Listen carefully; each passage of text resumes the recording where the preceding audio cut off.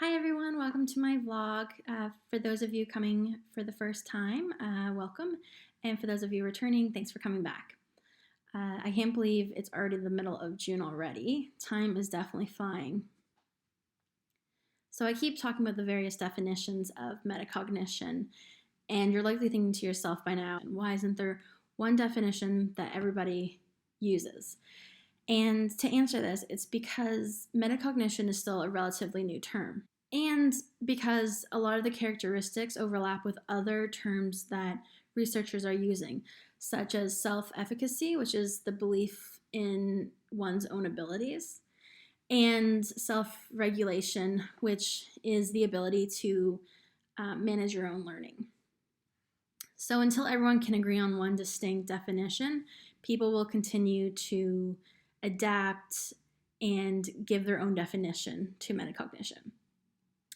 So I've come across a definition by Boutel et Alte.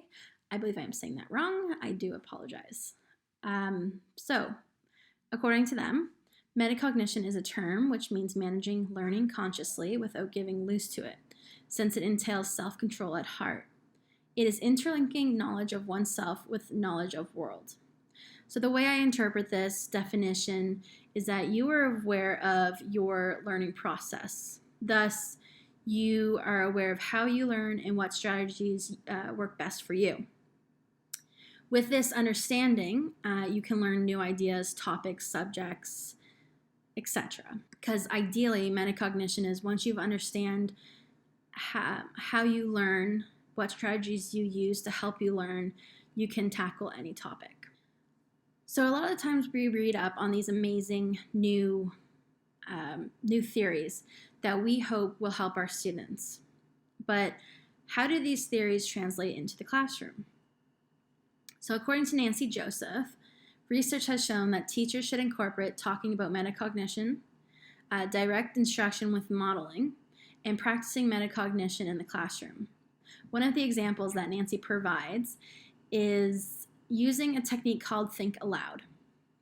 With this technique, the teacher might go over a passage with students and ask them to follow along. As they go along, the teacher would provide thinking strategies that they may use to better understand the passage, and they'll be doing this all out loud so that the students see the process that the teacher goes through.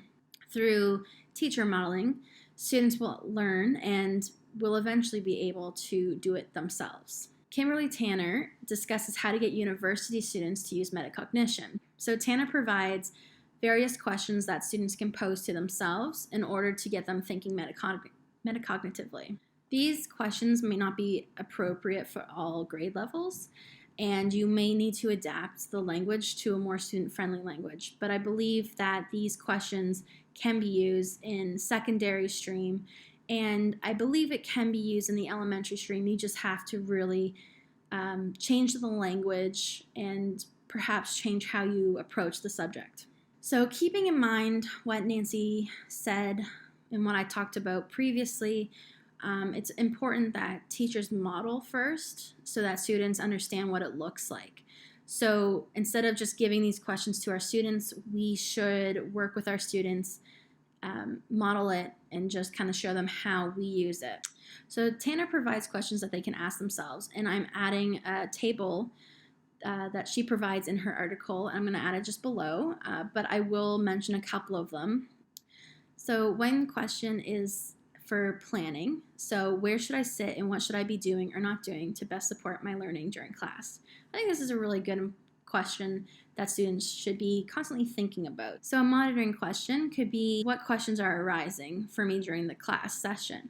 But I think we could change it into student-friendly language by saying, do I have any questions about what I'm learning?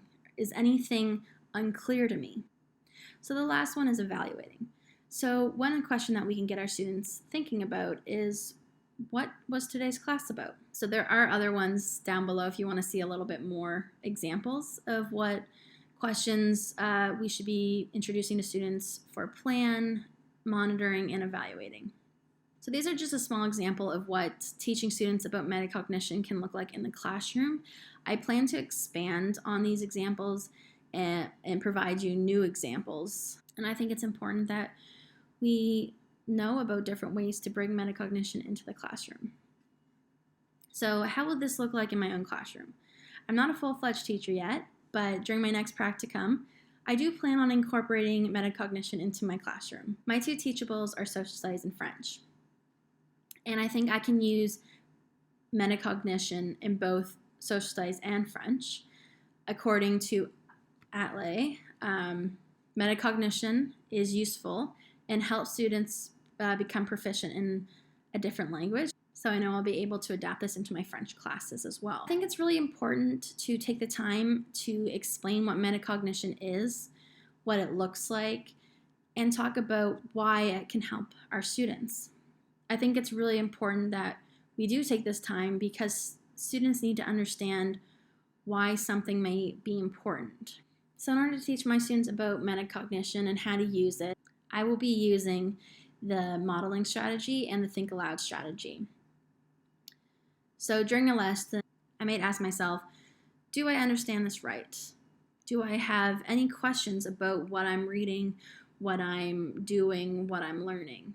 So I think it all comes down to our students and how our students learn. So I'm planning on using these strategies, but when I get into the classroom, I might realize that these strategies work, but I need additional strategies to help support my students in their learning of metacognition.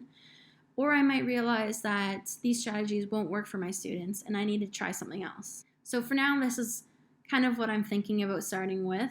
As I read more, I might change that or I might add more strategies. And that's why I will be sharing different strategies that you can use in your classroom. Let me know if you plan on using metacognition in your classroom and what you think it will look like. I think I'm going to sign off for now. I hope everybody has a great day and thanks for coming by. Till next time, bye.